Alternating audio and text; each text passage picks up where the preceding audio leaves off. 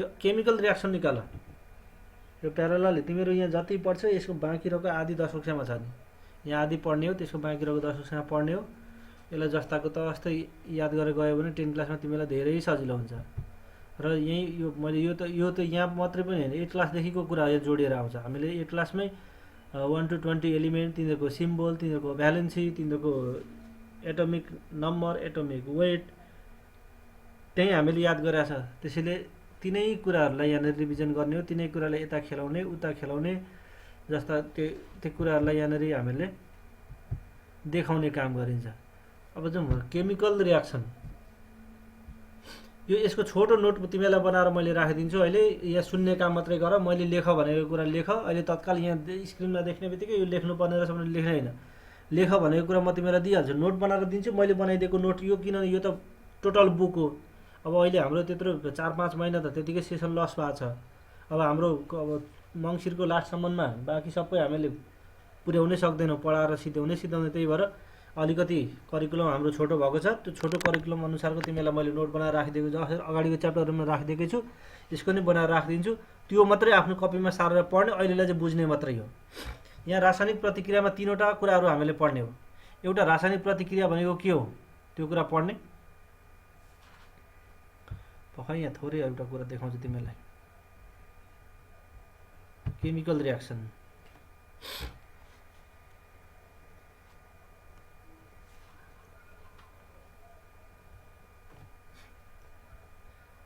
यति कुरा जस्ताको तस्तै यो 10 क्लासको भए पनि यो तिमीलाई 9 क्लासकै कुरा मैले 10 क्लासमा अलिकति रिभिजन गराएको। यति कुरा तिमीले याद गरिराख्ने। यहाँ हामीले रासायनिक प्रतिक्रिया भनेको के हो, कस्ता पदार्थलाई प्रतिक्रियारत पदार्थ रियाक्टेन्ट भन्ने, कस्ता पदार्थलाई उत्पादित पदार्थ प्रोडक्ट भन्ने, वर्ड इक्वेसन भनेको के हो, फर्मुला इक्वेसन भनेको के हो, कुनै पनि इक्वेसनको ब्यालेन्स कसरी हुन्छ भन्ने कुरा, अनि डाइएटोमिक एलिमेन्टभित्र के पर्छन्, एटमभित्र के पर्छन्, त्यो कुरा। यो रासायनिक प्रतिक्रियाको किसिम, यो किसिमभन्दा अगाडिको कुराहरू तिमीले यही कुरा जस्ताको तस्तै याद गर्ने हो। यो 9 क्लासकै कुरालाई अलिकति रिभिजन मैले 10 क्लासमा गराएको मात्रै हो। अब यति कुरालाई सरसर्ती तिमीलाई भन्दै जान्छु, नबुझेको ठाउँमा यो बुझेन भन, अहिले सार्ने काम होइन, बुझेर बस, ध्यान यहाँ देऊ। फेरि तिमीहरूको सक्छौ, इन्टरनेटले सपोर्ट गर्छ, आफ्नो भिडियो अन गर। इन्टरनेटले सपोर्ट गर्दैन भने अब आफू चाहिँ अलिकति अनुशासित भएर आफूलाई कन्ट्रोल गरेर बस, बाहिर ध्यान दिनु हुँदैन। यही आधारमा यहाँ हेर त, रासायनिक परिवर्तनको क्रममा, परिवर्तन हुने क्रममा पदार्थ, रासायनिक परिवर्तन भनेको हामीले 8 क्लासमा पढाएको नि, भौतिक परिवर्तन र रासायनिक परिवर्तन त्यही कुरा हो। रासायनिक परिवर्तन भनेको पदार्थको स्ट्रक्चर पनि चेन्ज हुन्छ, त्यसका भित्री गुणहरू पनि चेन्ज हुन्छ। तर भौतिक परिवर्तनमा के हुन्छ, बाहिरी संरचना चेन्ज हुन्छ, स्ट्रक्चर चेन्ज हुन्छ, तर त्यसका भित्री गुणहरू परिवर्तन हुँदैनन्। तर केमिकल यो रासायनिक परिवर्तनमा के हुन्छ, यसको संरचना पनि परिवर्तन हुन्छ, त्यसका भित्री गुणहरू पनि परिवर्तन हुन्छ, हरेक कुराले गर्दाखेरि परिवर्तन हुन्छ। त्यो परिवर्तन हुँदाखेरि के हुन्छ, त्यही भित्र भएका अणु तथा परमाणुहरू बिचमा एउटा परमाणु अणु अर्कोमा गएर जोडिने, अथवा एउटाले अर्कोलाई गएर विस्थापन गर्ने, एउटा अर्कोमा गएर टाँसिने, कहीँ एकरो विस्थापन गर्ने, कहीँ दोहोरो विस्थापन गर्ने, यस्तै कुराहरू हुन्छ। अनि त्यही प्रक्रियालाई चाहिँ हामी रासायनिक प्रतिक्रिया भन्छौँ। रासायनिक परिवर्तन हुने क्रममा पदार्थका परमाणु तथा अणुहरूबीच साटफेर हुने, सङ्गठन हुने वा विघटन हुने प्रतिक्रियालाई रासायनिक प्रतिक्रिया भनिन्छ, केमिकल रियाक्सन। यहाँ केमिकल रियाक्सनमा हामीले 3वटा कुरा सम्झिनुपर्ने हुन्छ।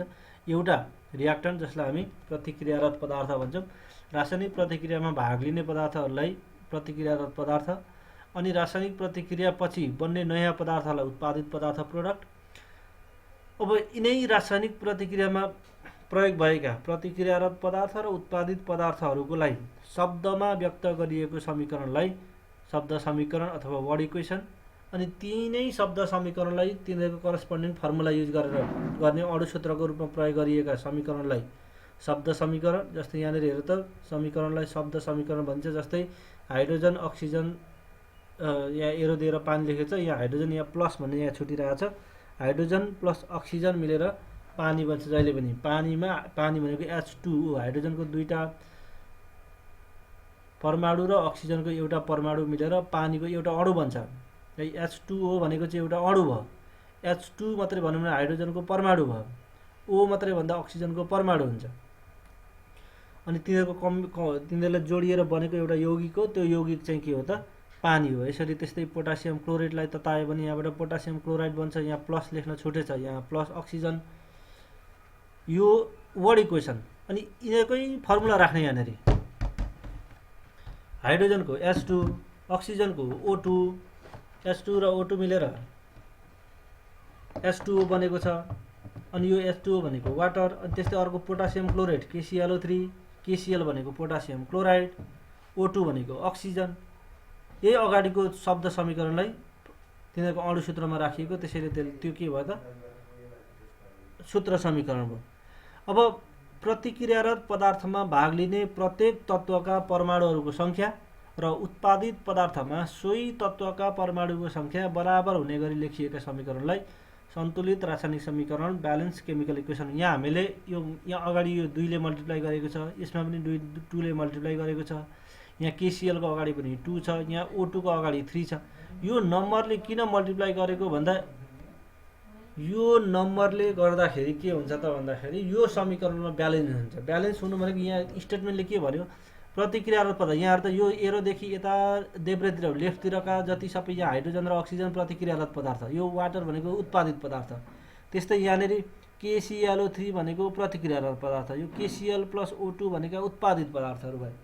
त्यसैले अब ब्यालेन्स गर्ने बेला हामीले के हेर्नु पर्यो भन्दा यो प्रतिक्रियारत पदार्थमा भएका प्रत्येक तत्त्वका परमाणुको सङ्ख्या र उत्पादित पदार्थमा पनि सोही तत्त्वका परमाणुको सङ्ख्या बराबर हुने गरी लेखियो। यहाँ काउन्ट गर न, जस्तो यो पहिलो रिएक्सन, यहाँ हाइड्रोजन यहाँ H2 भनेपछि 2टा थियो, 2 ले गुणा गरिसकेपछि 2 दुना 4 वटा भयो। अनि यतापट्टि पनि अनि H2 हुँदाखेरि हाइड्रोजन 2टा थियो, यतापट्टि 2 ले गुणा गरेपछि कति भयो त 2 दुना 4, हाइड्रोजन यता पनि बराबर यता पनि बराबर। अब अक्सिजन हेर्ने, अक्सिजन यहाँ 2टा छ, यहाँ H2O हुँदाखेरि एउटा मात्रै थियो, अगाडि 2 ले गुणा गरेपछि अब कति भयो त अक्सिजन यता पनि 2टा भयो, यता पनि 2टा भयो। त्यसैले दुईतिरको सङ्ख्या बराबर भयो भने अनि मात्रै समीकरण ब्यालेन्स हुन्छ। परीक्षामा तिमीलाई कहिलेकाहीँ समीकरण ब्यालेन्स गर भनेर दिन्छ, एउटा रिएक्सन दिन्छ, त्यसलाई ब्यालेन्स गर भनिदिन्छ, त्यो बेलामा तिमीले यस्तै कुराहरू काउन्ट गरेर देखाउने हो। अब यो एउटा इक्वेसन कसरी काउन्ट गर्ने भनेर तिमीलाई मैले एउटा भिडियो बनाएर राखिदिएको थिएँ पहिले, त्यो सायद अब तिमीले हेरेको छ कि छैन थाहा भएन मलाई।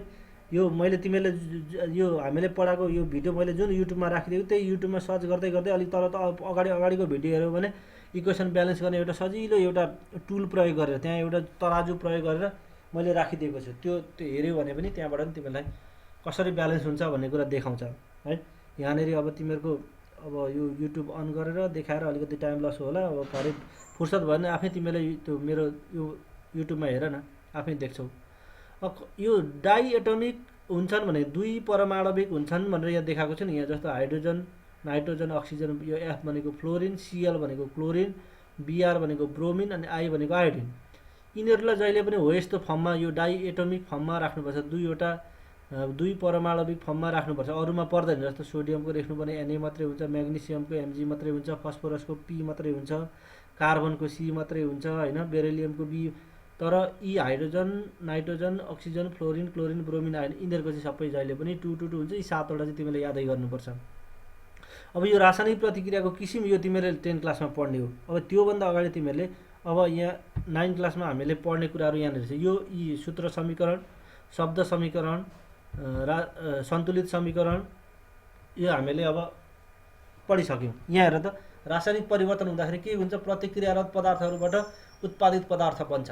जस्तै हाइड्रोजन र अक्सिजन मिलेर पानी बन्छ। यो हाइड्रोजन र अक्सिजन प्रतिक्रियारत भयो भने पानी भनेको उत्पादित भयो होइन। यहाँ हाइड्रोजन र अक्सिजन प्रतिक्रियारत पदार्थ हुन् भने उत्पादित पदार्थ पानी हो। यो अघि मैले तिमीलाई भनिसकेँ। यहाँ यी 2 परमाणविकका कुराहरू छन्, यहाँ राखिदिएको छु मैले होइन। आदि ग्यासका अणुहरू 2 परमाणविक हुन्छन्, त्यसैले यी अणुहरूलाई छुट्टै लेख्दै H2O2 आदि लेखिन्छ। जस्तो यहाँ अब यो जिङ्क प्लस हाइड्रोक्लोरिक एसिड भनेका प्रतिक्रियारत पदार्थ भए, जिङ्क क्लोराइड प्लस हाइड्रोजन यी भनेको उत्पादित पदार्थहरू भए। अब सन्तुलित रासायनिक समीकरण कुरा मैले अघि तिमीलाई गरिसकेँ, कसरी समीकरण सन्तुलित हुन्छ। यहाँ एउटा इन्ट्रेस्टिङ तिमीलाई थोरै देखाउँछु है म। यहाँ हेर, यहाँ म तिमीलाई त्यो युट्युबमै मैले त्यो मेरो युट्युबमै तिमीलाई देखाउँछु। एउटा राम्रो कुरा छ यहाँनिर। यहाँ फेरि यसले अलमल ल्यायो मलाई।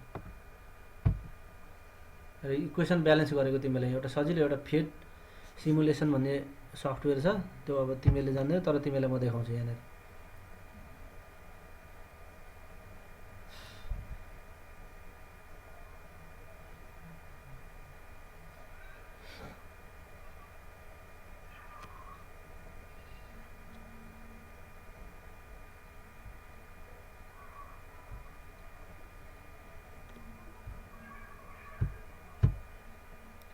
इक्वेसन ब्यालेन्स गरेको सजिलो तरिकाले देखाउँछु तिमीलाई।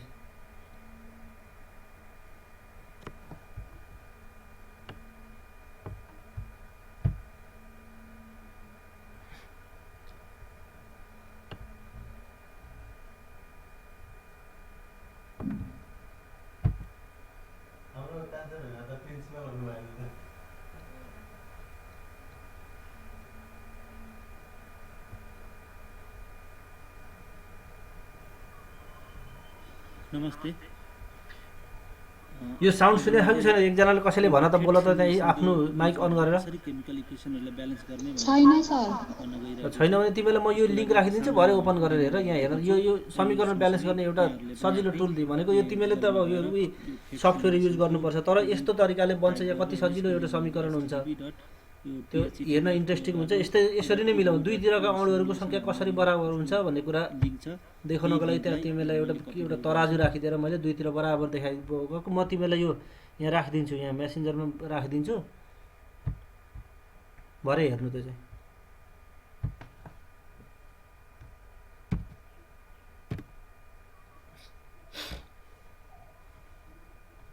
भरे क्लिक गरेर हेर्नु त्यो चाहिँ। अब अहिले तत्काल हेर्ने होइन नि, फेरि अलमल नगर्ने।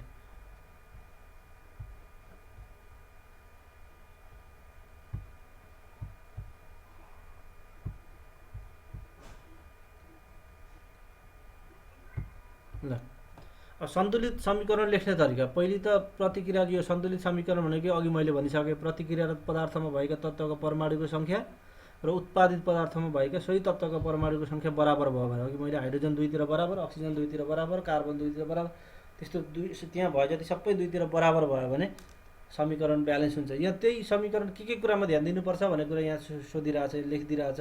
रासायनिक प्रतिक्रियामा भाग लिने प्रत्येक तत्त्वको सङ्केत र अणुसूत्र सही हुनुपर्छ। अहिले सबैभन्दा पहिले रासायनिक प्रतिक्रियालाई शब्द समीकरणमा व्यक्त गर्ने, त्यसपछि रासायनिक समीकरणलाई सन्तुलित गर्दा सब स्क्रिप्टमा भएका अणुहरूलाई परिवर्तन गर्नु हुँदैन। भनेको जस्तो H2O को त्यो 2 लाई परिवर्तन गर्न पाइँदैन। अब कपर सल्फेटको CuSO4 आयो भने त्यो तलको 4 लाई चेन्ज गर्न पाइँदैन। सब स्क्रिप्ट भनेको तलतिर लेखेको, H2O को 2 तल लेखेको हुन्छ, अब H2 को 2 तल लेखेको हुन्छ, O2 को 2 तल लेखेको हुन्छ। तिनीहरूलाई चेन्ज गर्न पाइँदैन। अगाडिको नम्बर प्रोडक्टको रूपमा, अगाडि गुणाङ्कको रूपमा गरेका सङ्ख्याहरूलाई चाहिँ घटबड गर्ने हो। कता गुणन गर्दा बराबर हुन्छ त्यही गर्ने हो। भएको अणुसूत्रलाई परिवर्तन गर्नु हुँदैन। यस विधि अनुसार उपयुक्त गुणाङ्कलाई रासायनिक सङ्केत र सूत्रको ठिक पहिले राखिन्छ र गुणाङ्कलाई छनौट गर्दा दुवैतिर परमाणुहरू बराबर हुने गरी छानिन्छ। यसरी रासायनिक समीकरणलाई सन्तुलन गर्ने विधिलाई हिट एन्ड ट्रायल मेथड, होइन? हिट एन्ड ट्रायल भनेको पहिले त्यहाँनिर हिट गर, त्यहाँनिर हिर्काउ, अनि त्यहाँबाट त्यसलाई टेस्ट गर भन्न खोजेको क्या। एउटा नम्बर राख, अनि त्यहाँदेखि दुईतिर चेक गर, बराबर भएन भने त्यसलाई हटाउ, अर्को नम्बर राख, दुईतिर बराबर भयो कि भएन चेक गर। त्यस्तो तरिकालाई हिट एन्ड ट्रायल मेथड भनिन्छ। सायद यो केमिकल इक्वेसन ब्यालेन्स गर्ने तरिका त्यही मात्रै हो। त्यहाँ त्यो दुई नै राख्ने भनेर कसरी थाहा पाउनु भनेर अस्ति कुञ्चेले भन्दै थियो मलाई। त्यो कसरी थाहा पाउने होइन, त्यहाँ हेर्दाखेरि कुन नम्बर राख्दा ठिक हुन्छ त्यही राख्ने हो। दुईतिरको सङ्ख्या गन्ने बराबर।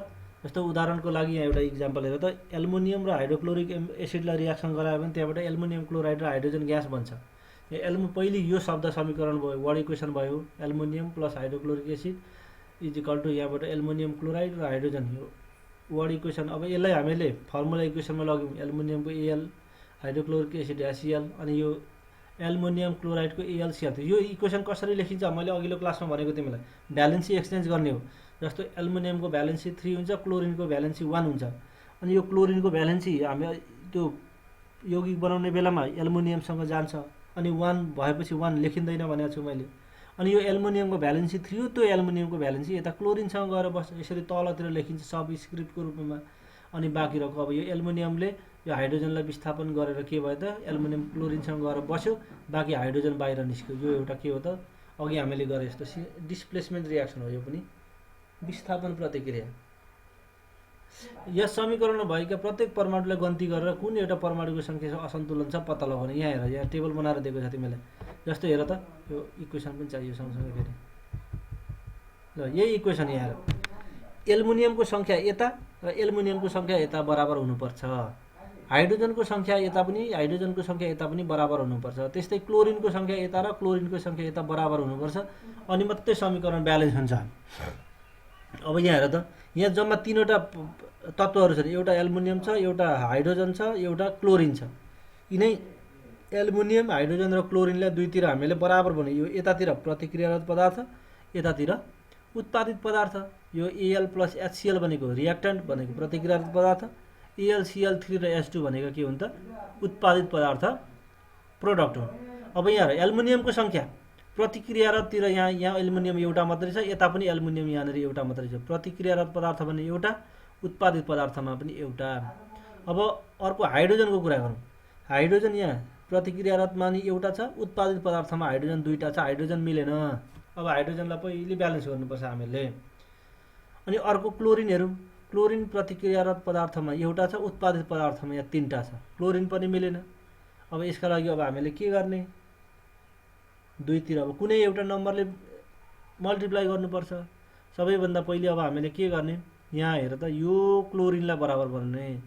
अब तीनटालाई अब कम्तीमा 1 ले मल्टिप्लाई गर्नु भएन, हाफले मल्टिप्लाई गर्न मिलेन, त्यसैले कम्तीमा यसलाई 2 ले मल्टिप्लाई गर्ने। यहाँ मल्टिप्लाई गर्ने बित्तिकै यहाँ तुरुन्तै यसको अगाडि हुँदैन नि फेरि, सबैभन्दा अगाडि मल्टिप्लाई हुन्छ। यहाँ यो एलसिएल3 को यो एलको अभन्दा अगाडि 2 राख्ने। यहाँनिर यहाँ 2 राखिसकेपछि अब हेर कति हुन्छ। एल्युमिनियम यहाँ 3 थियो, अनि यहाँ 2 राखिसकेपछि 3 दुना 6वटा यो क्लोरिन भए। अघि क्लोरिन 3टा थियो, अनि यहाँ अगाडि 2 ले मल्टिप्लाई गरिसकेपछि 3 दुना 6वटा क्लोरिन भयो। अब यतापट्टि कतिवटा छ, यहाँ त एउटा मात्रै छ, त्यसैले अब यहाँ पनि 6 लेख्नु पर्यो हामीले। त्यति गरेपछि क्लोरिन 6वटा हुन्छ, क्लोरिन ब्यालेन्स हुन्छ। तर अब यहाँ के त, अघि हाइड्रोजन एउटा थियो, 6 ले गुणा गरेपछि अब फेरि यहाँ हाइड्रोजन 6वटा हुन्छ। यहाँ भएको 6वटा हाइड्रोजनलाई ब्यालेन्स गर्नको लागि यहाँ 2टा छ, यहाँ अगाडि 3 राख्नु पर्यो। फेरि यहाँ 3 राख्यो भने कति हुन्छ त, 3 दुना हाइड्रोजन 6वटा हुन्छ। Chlorine balance, hydrogen balance. अब एल्युमिनियम बाँकी छ, यहाँ हामीले 2 राखेको छौँ भने यहाँ अगाडि 2 राखिदिने। अब के भयो त, यो इक्वेसन ब्यालेन्स भयो। अब यहाँ हेर, त्यही कुरालाई यहाँ उसले तल लेखिदिएको छ। यहाँ अहिले मैले जति भनेको कुरा यहाँ उसले टेबल बनायो, यहाँदेखि पछाडि यति गनगन लेख्यो, यति लामो कुरा लेख्यो। त्यो सबै लेखेको कुरा मैले भने जति कुरा लेख्यो अहिले। ल उसले के लेख्यो भन्ने कुरा छोडिदेऊ, मैले के भनेको छु भन्ने कुरा अहिले तिमीले बुझिराख्यो, भरे भिडियो पनि तिमीले पाइहाल्छौ, सकिहाल्यो। नबुझेको ठाउँमा फेरि भिडियो रिप्ले गर्ने, फेरि हेर्ने। यहाँ यो त्यही अघि एल्युमिनियमको अगाडि 2, एचसिएलको अगाडि 6, यहाँ एलसिएल3 को अगाडि 2 र हाइड्रोजनको अगाडि 3। त्यसरी गरेपछि के भयो त, अब यो इक्वेसन ब्यालेन्स भयो। यस प्रकारको रासायनिक समीकरणलाई सन्तुलित समीकरण भनिन्छ। सन्तुलित समीकरणकै उदाहरणहरू छ। यो तिमीले फेरि यहाँ हेर्ने छोड्ने होइन नि, यो सबै कपीमा लेख्ने प्र्याक्टिस गर्ने हो। पहिले यो यहाँ भएको यो अगाडिको नम्बर नलेखिकन यो माथिको शब्द समीकरण लेख्ने, अनि त्यसैलाई आफै सूत्र समीकरण बनाउने, आफै ब्यालेन्स गर्ने। यो तिम्रो काम हो। यहाँ किताबमा गरिदिएको छ, त्यो गर्दैकै तिमीले हेरेर गर्ने हो। तर मैले गर भनेको बेला फ्याट्ट गर्ने हो। यहाँको किताब नहेरिकन भन्ने, किताब हेरेर भन्यो भने त्यो तिमीलाई घाटा हो, मलाई घाटा छैन। यहाँ जे छ त्यो कुरा हेर्ने। यहाँ पहिले सबै सार्ने, सबै सारिसकेपछि अनि यसको शब्द समीकरण आफूले लेख्ने। बाँकी आफै यो यहाँ तल तल कुनै कुनै इक्वेसनमा हेर त, यो ब्राकेटमा जस्तो यो क्याल्सियम कार्बोनेटलाई बिचमा ताप शक्ति प्रयोग गऱ्यो भने क्याल्सियम अक्साइड र कार्बन डाइअक्साइड निकाला नि, अनि CaCO3 ब्राकेटमा एस लेखित, यो ब्राकेटमा लेखेको एसजी यस्तो तिमीले नलेखिनु हुन्छ। यो क्याल्सियम कार्बोनेट एस भनेको सोलिड हो, यो ठोस अवस्थामा हुन्छ। अनि यो CaO भनेको क्याल्सियम अक्साइड, यो पनि एस भनेको सोलिड स्टेटमै हुन्छ, ठोस अवस्थामै हुन्छ। CO2 भनेको जी भनेको छ, यो भनेको ग्यास हो भन्न खोजेको। यसको स्टेटलाई उसले यहाँनिर मेन्सन गरेको, यो कुन अवस्थाको, ठोस तरल ग्यास कुन अवस्थाको हो त्यो उसले भन्न खोजेको। यो तिमीले अहिले याद नगरे हुन्छ। यो ब्राकेटको एसजी नलेखे पनि हुन्छ, बाँकी रहेको जे छ त्यो चाहिँ लेख्ने हो। यो सबै यहाँ भएको इक्वेसन तिमीले सबै सार्ने है, कपीमा सबै सार्ने, जान्ने हुने। यहाँ फेरि नजानेको कुरा यो चाहिँ जानिन भन्ने, फेरि सार्न लगाइरहेछ सरले, अब सारिदिउँ त भनेर अब चाहिँ कपीमा सार्नका लागि मात्रै सार्यो भने अब त्यो घाटो तिमीलाई नै हुन्छ, मलाई हुँदैन। जेसुकै गरेर अब एउटा रासायनिक सन्तुलित रासायनिक समीकरणबाट के कुरा थाहा हुन्छ भन्ने कुरा हो। कहिलेकाहीँ तिमीलाई परीक्षामा सोध्छ, यही कुरालाई क्वेसन ट्विस्ट गर्न पनि सक्छ।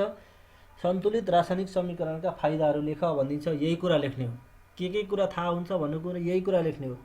त्यसको उपयोगिता लेख भनेर सोध्यो भने पनि यही कुरा लेख्ने हो। महत्त्व लेख भनेर सोध्यो भने पनि यही कुरा लेख्ने हो।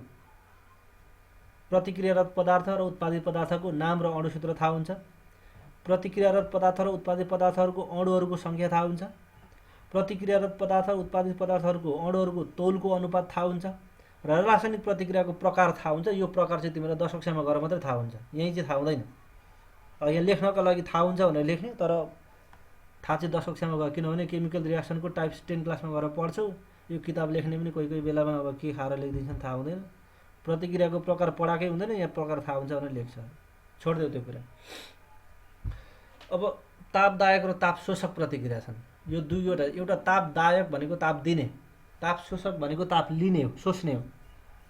दुई खालका प्रतिक्रिया हुन्छन्। एउटा कुनै पनि रासायनिक प्रतिक्रिया हुनका लागि पहिले ताप चाहिन्छ, ताप भएपछि मात्रै प्रतिक्रिया हुन्छ। अर्को चाहिँ ताप प्रतिक्रिया भइसकेपछि लास्टमा ताप शक्ति निस्किन्छ। त्यसरी लास्टमा ताप शक्ति निस्किने प्रतिक्रियालाई तापदायक अथवा एक्जोथर्मिक रियाक्सन भनिन्छ भने प्रतिक्रिया हुनका लागि नै ताप शक्तिको आवश्यकता पर्ने प्रतिक्रियालाई ताप शोषक प्रतिक्रिया इन्डोथर्मिक रियाक्सन भनिन्छ। यो यहाँ त्यसको इक्जाम्पल छ, उदाहरणसहित कहिलेकाहीँ लेख भनिन्छ। कार्बन र अक्सिजनलाई प्रतिक्रिया गरायो भने त्यहाँबाट के हुन्छ त? कार्बन डाइअक्साइड र पानी यो ताप शक्ति निस्किन्छ। हिट भनेको यहाँ त ताप शक्ति दियो नि त, बाहिर भरे दियो नि त। त्यसैले यो पहिलो समीकरण चाहिँ के हो त? यो पहिलो समीकरण तापदायक प्रतिक्रिया हो। त्यस्तै अर्को zinc plus HCl, zinc chloride, ZnCl2 भनेको zinc chloride plus hydrogen plus hit, यहाँबाट पनि ताप शक्ति निस्क्यो। यसरी प्रतिक्रियाको अन्त्यमा ताप शक्ति निस्क्यो। When heat energy is evolved at the end of reaction such type of reactions are called exothermic reaction भनेको तापदायक प्रतिक्रिया। अर्को नेक्स्ट छ ताप शोषक, जसको ताप सोच्छ होइन, ताप नसोचिकन त्यसले रियाक्सन गर्न सक्दैन। ताप एब्जर्ब नगरिकन त्यसको रियाक्सन प्रोसिड हुँदैन, रियाक्सन अगाडि हुन सक्दैन भने त्यस्ता रियाक्सनलाई ताप शोषक प्रतिक्रिया भनिन्छ, जसलाई इन्डोथर्मिक इङ्ग्लिसमा भनिन्छ। कहिलेकाहीँ तिमीलाई परीक्षामा इन्डोथर्मिक भने त्यो शब्द चाहिँ नेपालीबाट लेखेर परीक्षामा सोध्देला नि, इन्डोथर्मिक प्रतिक्रिया के हो भन्देला, त्यतिखेर तिमीले थाहा पाउने हो इन्डोथर्मिक होइन। इन्डोथर्मिक भन्ने नाम मात्रै इङ्ग्लिस नाम हो, नेपालीमा ताप शोषक। जस्तो नाइट्रोजन प्लस अक्सिजन मिलेरमा नाइट्रोजन र अक्सिजनले त्यत्तिकै प्रतिक्रिया गर्दैन। नाइट्रोजन र अक्सिजन प्रतिक्रिया हुनको लागि ठुलो मात्रामा ताप शक्तिको आवश्यकता पर्छ। त्यही ताप शक्ति पाएपछि मात्रै नाइट्रोजन र अक्सिजन प्रतिक्रिया गरेर नाइट्रिक अक्साइड बन्छ। यो NO भन्ने तिमीले किताबमा यहाँ देखिरहेछ नि, यो NO भनेको नो होइन नि, फेरि झुकेर N2 + O2 = नो भनिदिन्छौ तिमीहरू, त्यो होइन। NO भनेको नाइट्रिक अक्साइड हो, यो नाइट्रिक अक्साइड। त्यस्तै सोडियम क्लोराइड भनेको त्यो नुन पानीको घोललाई त्यहाँबाट ताप शक्ति दिँदै गयो भने भरे त्यहाँबाट सोडियम र क्लोरिनका त्यो क्रिस्टलहरू छुट्टिन्छन् त्यहाँबाट। यो NaCl भनेको नुन पानी हो, यो घोल नुन पानी जस्तो देखाएको यहाँनिर होइन। त्यसलाई ताप शक्ति प्रयोग गऱ्यो भने त्यहाँबाट सोडियम र क्लोरिन छुट्टिन्छ। यो चाहिँ के हो त? ताप शोषक प्रतिक्रिया भयो। अब क्याटालिस्ट, उत्प्रेरक। उत्प्रेरकलाई हामी के भन्छौँ त?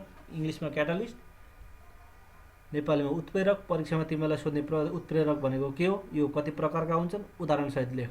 यति जान्ने हो यहाँ। उत्प्रेरकको परिभाषा जान्ने एक लाइनको, अनि त्यसमा दुई प्रकारका हुन्छन् भन्ने कुरा अर्को लाइन, अनि एक एकवटा तिनीहरूको उदाहरण जम्मा 4 लाइन जानेपछि तिमीलाई उत्प्रेरक पनि सक्यो।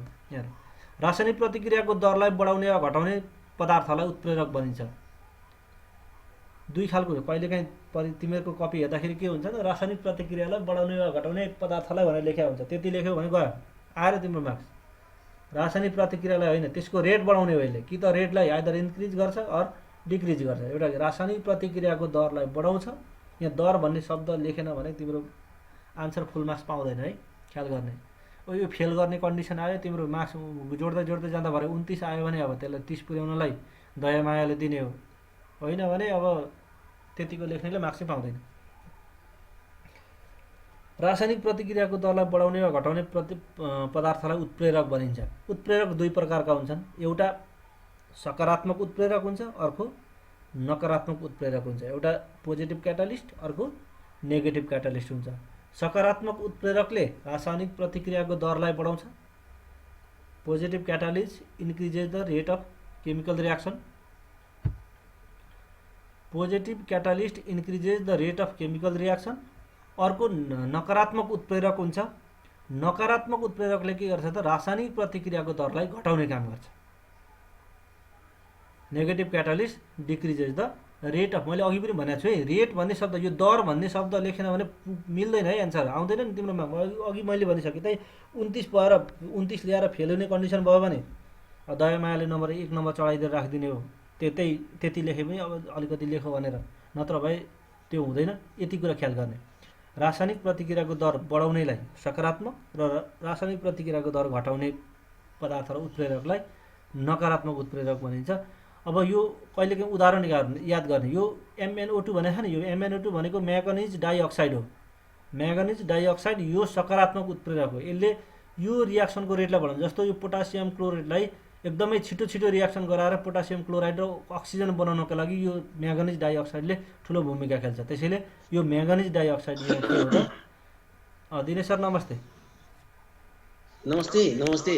अब त म्यासेन्जरमा अट्न छोडिहाल्यो, जुमतिर जानु परिगयो नि सर। हजुर म्यासेन्जरमा अट्न छोडिहाल्यो, जुमतिर जानु परिगयो नि। ठिक छ सर, ठिक छ। अनि यहाँ तुरुन्तै तुरुन्तै जुममा यहाँ आइडी क्रिएट गरेर जुमतिर बोलाएर यताबाट हालिँदैछन्। ठिक छ सर। तपाईँको युट्युबमा पनि हाल्नु भएको रहेछ त्यो केमिकलको के यो रासायनिक प्रतिक्रियालाई ब्यालेन्स गर्ने त्यो एउटा छुट्टै सफ्टवेयर हो। ब्यालेन्स गर्ने गएर त्यहाँ सजिलो, एकदम सजिलो, हेर्दा आनन्द लाग्छ क्या त्यस्तो हेराइदियो भने। मैले हेराटिएँ। हुन्छ दिनेश सरलाई। हस् सर। पोटासियम क्लोराइडलाई यो MnO2 ले के गर्छ त?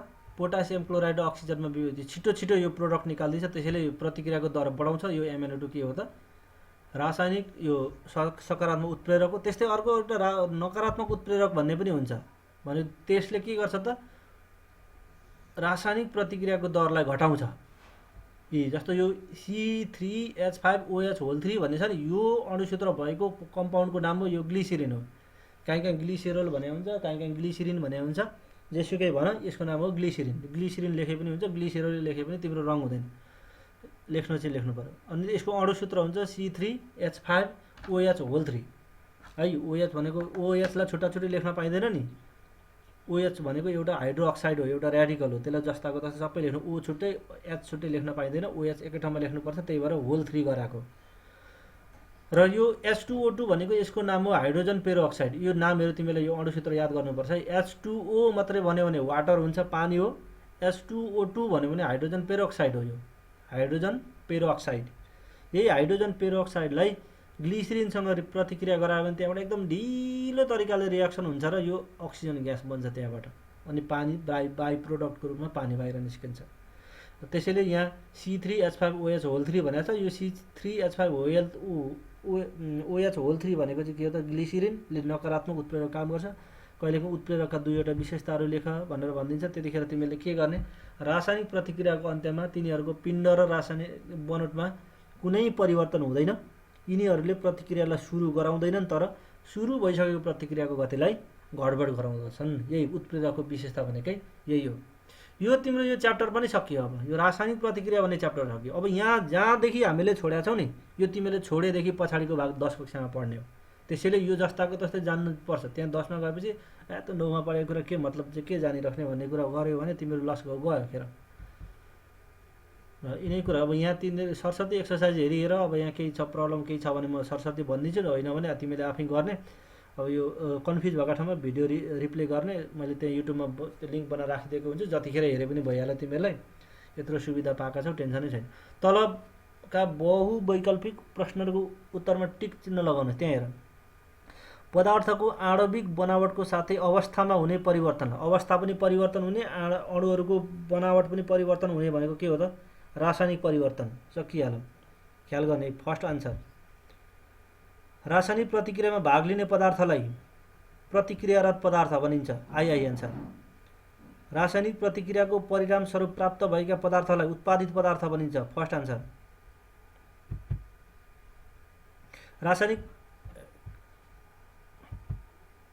रासायनिक प्रतिक्रियाको समयमा ताप दिने प्रतिक्रियालाई तापदायक प्रतिक्रिया। फर्स्ट होइन, ताप दिने भन्यो भने तापदायक, ताप सोच्ने भनेको थियो भने ताप शोषक हुन्थ्यो, ताप लिने भनेको थियो भने ताप शोषक हुन्थ्यो। सकिहाल्यो। अब यहाँ क्वेसन आन्सरमा के भनेको छ? रासायनिक समीकरण भनेको के हो? तापदायक ताप शोषक प्रतिक्रियाको एक एकवटा उदाहरण दिनुहोस्। यो मैले तिमीलाई भनिसकेँ सबै। उत्प्रेरक भनेको के हो? रासायनिक प्रतिक्रिया उत्प्रेरकको भूमिका उल्लेख गर्नुहोस्। यो पनि मैले भनिसकेँ। तल दिएका असन्तुलित सूत्र समीकरण सन्तुल्य। अब यो सबैभन्दा ठुलो काम तिमीहरूको यहाँ छ। यहाँ इक्वेसन दिएको छ, तिमीले यो ब्यालेन्स गर्ने। भोलि म सबैलाई 1 बाई 1 गरेर सोध्छु यहीँबाट। तिमीले म तलु फलानु यो नम्बर भन् त भन्दाखेरि तैँले त्यहाँनिर भनिसक्नुपर्छ। यहाँ त्यहाँ अगाडि यति सर यो कम्प्लिट इक्वेसन तिमीले लेखेर मलाई भन्नु। मैले सबैलाई सोध्छु यहाँनिर 3 नम्बरमा इक्वेसन ब्यालेन्स गर्नु भनेको छ। यो अगाडिको 3 नम्बरमा त्यो इक्वेसन ब्यालेन्स गरेर ल्याउने। अर्को 4 नम्बरमा त्यहाँ वर्ड इक्वेसन दिएको छ, शब्द समीकरण दिएको छ, त्यसलाई सन्तुलित सूत्र समीकरण बनाउने। पहिले सूत्र समीकरण लेख्ने अनि त्यसलाई सन्तुलित गर्ने, ब्यालेन्स गर्ने। 5 नम्बरमा खाली ठाउँ दिएको छ। एउटा एकातिर कहीँ प्रतिक्रियात्मक पदार्थलाई खाली ठाउँ दिएको छ, कहीँ उत्पादित पदार्थलाई खाली ठाउँ दिएको छ।